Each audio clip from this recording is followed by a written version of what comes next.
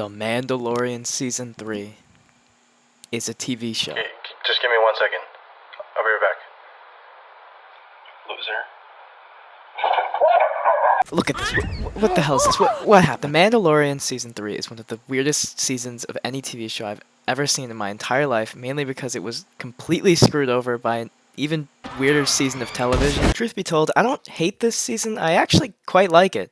Probably a lot more than most people, but I can't deny that it's just a little more. I was able to help. The writing's a little more, My husband came here. This video isn't gonna have like a lot of structure. It's mainly just gonna be me ranting because I have a lot of thoughts on this, and I don't know, I want to talk about them. So you know, here we go. The Mandalorian. It's Star Wars. I'm gonna start off with some of the stuff that I liked in the season, which there's a decent amount of. Starting off, I like how the culture surrounding the Mandalorians is explored a bit more in this. Not as much as in other shows, but that's fine. This only has like 8 episodes, and 2 of them are filler. But it's nice to see more stuff about like the mythosaur. That was not really in any of the other shows, at least from what I've seen. It doesn't go super deep into the mythosaur, and even at the end there's like a lot of unanswered questions when it came to it. Like, we get to see him. It makes Bo-Katan have an identity crisis, but that's pretty much it. Like, what's he doing down there? I really liked episode 3 before it was revealed that it didn't matter. It had really good world building with the daily cycle of Dr. Pershing and him getting interviewed by the robot and stuff. Something Blade Runner. I didn't mind the idea of a B-plot across the season about Dr. Pershing uncovering the corruption within the New Republic and meeting up with Mando. Based on the trailers, I kind of thought that might happen. There's something dangerous happening out there. And by the time it becomes big enough for you to act, it'll be too late. But no, he dies. A lot of people thought this one was pointless. And it kind of is relevant if you really listen to what Moff Gideon says later on. Again, it's not easy to figure out. Basically, Moff Gideon is trying to keep all the cloning research to himself, away from these other people on this Shadow Council thing. I don't know. So he wipes Dr. Pershing's mind or kills him. He gets this girl to do it, who's sneaking into the New Republic. She's in like 3 episodes, and that's all she does. The entirety of episodes 5 and 7 were both really good. They had great action and amazing character stuff. I also like how the pilot guy came back from the earlier seasons, and actually that's another thing. There are way less cameos in this season, and that is great. Except for that one episode, but we'll get to that. It uses the characters that it already established, and I liked it a lot instead of just Mando meets this guy from season 2. Episode 8 was pretty good as a finale, but like most people, I think it played it really safe, and it's clear this wasn't the original plan for the finale. And that is by no means the only time the original plan was changed for no reason. Moff Gideon tries to clone himself and give his clones force powers. But before he even lets the audience know that, Mando presses a button and just instinctively knows how to kill them, and they all just blow up. Moff Gideon probably isn't dead. He has all these clones. One of them probably made it out or something stupid like that. Alright, yeah, positive stuff. Okay. I really like this guy from episode 2. I don't know who he is. He serves no purpose other than being an obstacle for the characters to defeat. But I don't care. He's cool. He's creepy as hell, and he drains Mando of his bodily fluids. Holy shit! He looks like he came straight from that movie 9, and I think that movie looks pretty cool. So that's a bonus. He also has this giant enemy spider. It's pretty cool looking, and you can buy it on Lego for $50. God damn it! There's a lot more stuff I like, but you're not supposed to say good things about a Star Wars show. That. It's a me, Mario. Okay, let's get started. Episode 1. The main issue with this one, there is no direction in it at all. It starts with all the Mandalorians accepting this child into their creed, I think, and while watching this, my dad, he thought it was a flashback of the actual Mandalorian Din Djarin. And I thought that would actually have been really cool, because in that scene, the kid isn't able to finish the part of the oath where, like, he can't take off his helmet. And that would have been a really cool, interesting detail for Mando that could have made some interesting story beats between him and the armorer. But no, instead they get attacked by this big alligator, and then they kill it. And then Mando's here, with Baby Yoda. Wait, what? He got these rocks things from Mandalore. The rocks, Hank! Now, they're minerals. Jesus, Marie, I got some geodes coming that are very delicate. From some random guy who had been to Mandalore. This all happens off screen for some reason, which I just don't understand. Man, if only there was a place in time between seasons 2 and 3 where they could have delved deeper back into this plot point. And from there, he's all over the place. He goes to Navarro to talk to Grief Karga. They kill some pirates. He gets parts to make a new IG-11. Then he has to leave again, and while in space, he gets attacked by the pirates. He has like 20 different goals that aren't really fulfilled or focused on until much later in the season, and there isn't really any build-up to them. It's kind of weird, but whatever. While in space, he also sees this whale, and I think that's important or something. Buffalo Wild Wings has deals on deals on deals. Like buy one, get one half off Wing Tuesdays, buy one, get one free boneless Thursdays, and $3 Tall House beers every day. With all these deals, it's a win-win. Only at Buffalo Wild.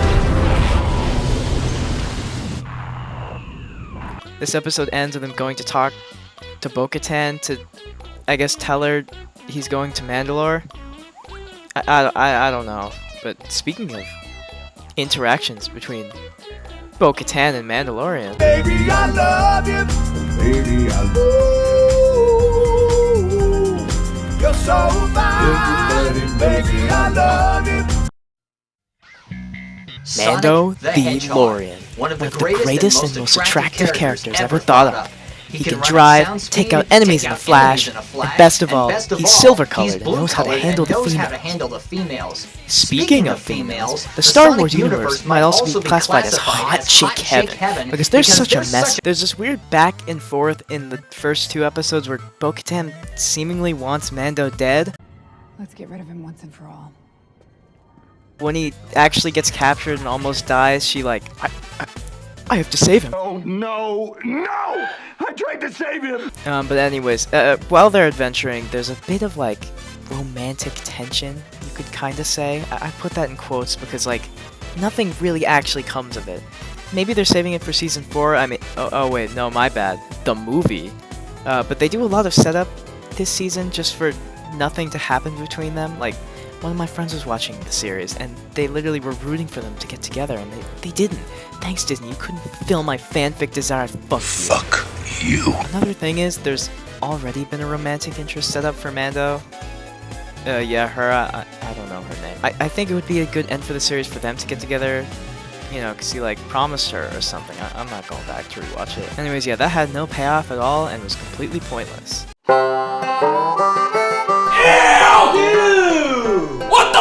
Okay, all the other negatives I could kind of pass off, but this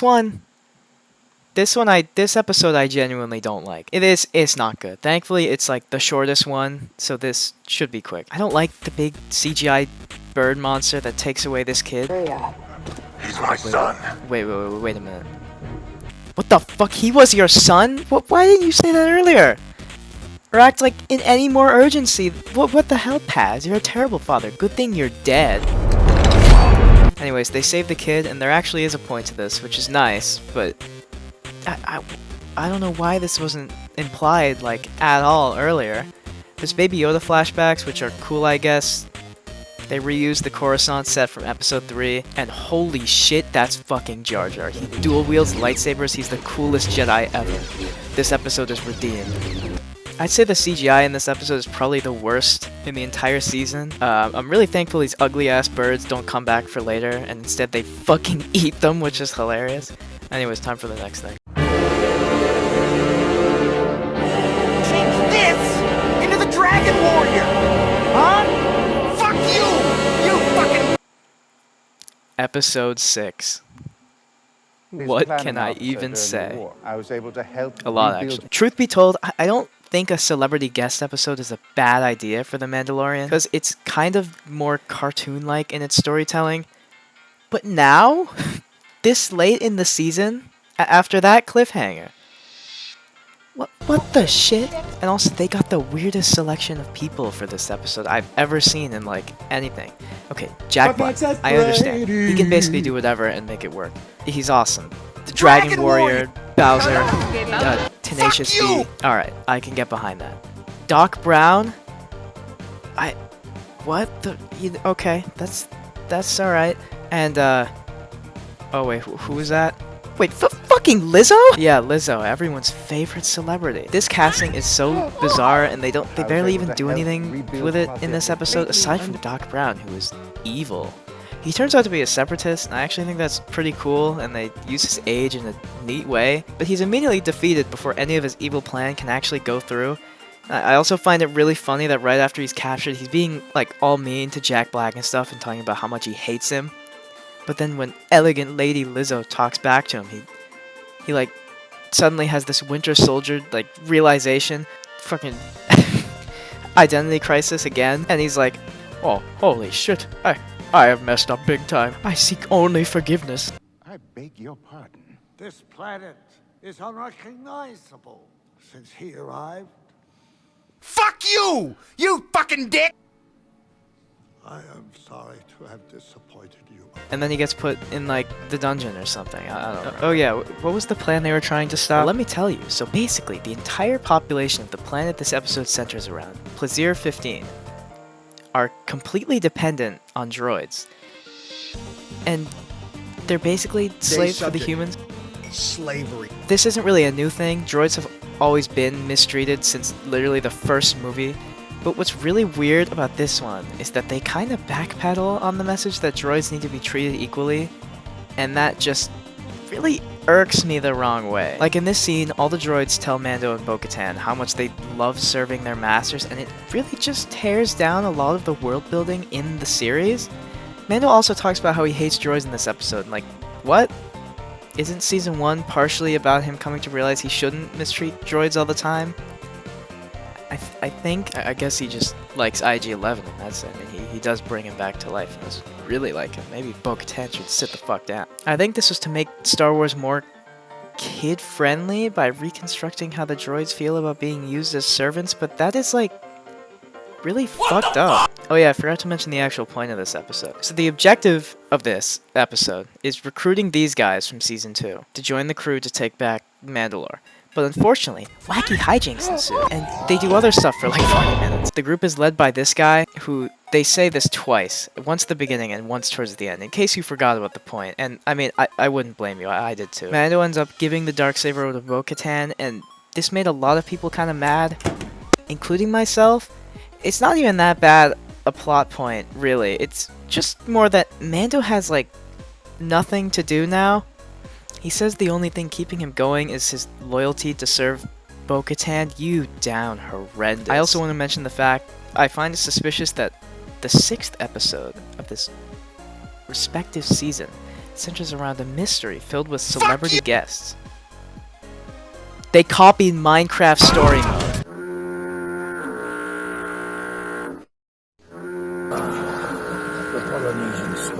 Alright, so a lot of people kind of thought Mando took a back seat in this season. And the story was very incoherent, and there's a lot of long scenes and even entire episodes dedicated to characters who are just completely away from the main story, and even though I like those parts, it's still weird. But why could this be? We'll take a guess. What do you fucking think it is? Okay, to be completely honest, I'm actually one of the few people who likes the Book of Boba Fett. But I can't ignore the rancor in the room. What the hell is going on? For some inconspicuous reason, the Mandalorian takes over the Boba Fett show for an entire 2 episodes, and basically the finale too. The show even ends on a frame of him flying off to space. Like, come on. Basically 2 episodes that probably should have been in Season 3 were shoved in Book of Boba Fett and don't even focus on Boba in any capacity. It's just the weirdest thing I've ever seen in anything, probably ever. But these episodes do have a purpose, and the reason is exactly what you think it is. But I want to set the stage for this because it's genuinely the most insane thing I've ever seen in like anything. Okay, so in episode 6 of Boba, Grogu got to choose to stay with Luke Skywalker, who's also in the show, yeah, or go back to the Mandalorian. He chooses the obvious one, and Luke just exiles him away. He doesn't even respect Grogu enough to deliver him back in person. He just sends his ship to do it. You fucking dick! While this is happening, Boba, Mando, and this guy who looks like Todd Howard and also kind of sounds like him, I think it is just him. Anyways, they're all trapped in this building by these drug dealer guys called the Pikes, who are from this other show. Wait, you forgot your Captuna. Anyways, Todd tries to sell the Pikes Fallout 76, but it doesn't work and they start shooting at him, so Mando and Boba have to clean up the streets until these giant fucking robots show up, and then the episode turns into the most insane Star Wars battle I've ever seen. It has Boba Fett from the originals, Mando, his mechanic friend, and Grogu Baby Yoda, all from, you know, The Mandalorian. The people of Mos Pelgo / Freetown, also from The Mandalorian. Chrysanthemum from the comic books, and fucking Cad Bane from the Clone Wars, plus the Pikes, which also kinda count. All fighting in this one city with these giant robots, and Boba rides a fucking Rancor and smashes them through the building. This is like the stories I'd make up with Lego figures in like 3rd grade, but I'm actually watching it and it's really happening. Oh yeah, back to the point. So there's a scene where we cut back to Mando, and him and Grogu reunite. Again, after like canonically a few years apart. And the scene is like good and it's heartfelt, even in all this action. That's cool, but also, why is this happening here? In the Boba Fett show, you know, about Boba Fett. What makes this even more crazy is that in the first episode for Mando Season 3, it doesn't even recap this. It recaps literally everything else centering around the Mandalorian in these episodes, but not the thing left open at the end of Season 2? What? I don't know if it's supposed to be like a surprise for the viewer or something, but no. No, don't do that. It's very evident that after they split up at the end of Season 2, the higher-ups at Disney wanted to retcon this as fast as possible to sell more Grogu merch, or add more cute and funny, wholesome Reddit 100 Grogu moments for the Disney adults to scream at. But also, like, really? This couldn't have waited, you know, just one more season? Okay, so this is my little game theory based on nothing. But I personally think that Season 3 probably would have ended the same way it did, regardless if Grogu had been returned earlier or not. Like, I think it was supposed to originally be at the end of Season 3 he gets returned, instead of in between the seasons like it actually happened. But either way, the same stuff happened. But that's kind of the problem. See, the reason Mando feels like he takes such a back seat is because the story arc that they wanted to use for him for Season 3 was done in like 2.5 episodes. Season 3 was supposed to be about dealing with the loss of Grogu and how he's like all sad and stuff. But that's not what happened. I don't think it's any of the writers' faults, really. Well, okay, kinda is, but also they got screwed over really bad, so I'm not gonna be too harsh. It's more a Disney issue. Both these shows got screwed over by events happening in an order not intended, and both stories suffered because of it. This also messed with Jon Favreau's vision for Season 3 so much he almost just stopped writing for the show and gave up. He didn't, but I don't know, that giving up part would still be kinda true. And it's just really sad to see, because the first few seasons follow his vision for the show, and they were great.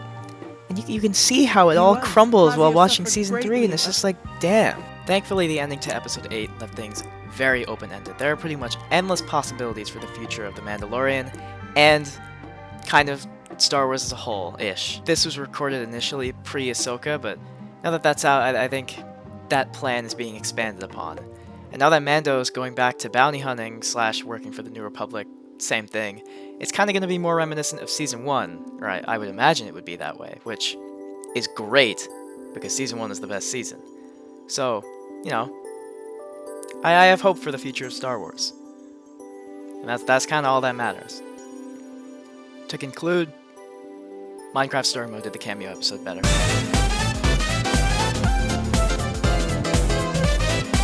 Okay, while recording this initially, I forgot to mention this guy. This is Carson Teva. He's in like every Star Wars project. He's my new favorite character. He's playing Uncle Iroh in the live-action Avatar. I can't wait. I'm watching it just for him. Okay, video over now. Bye.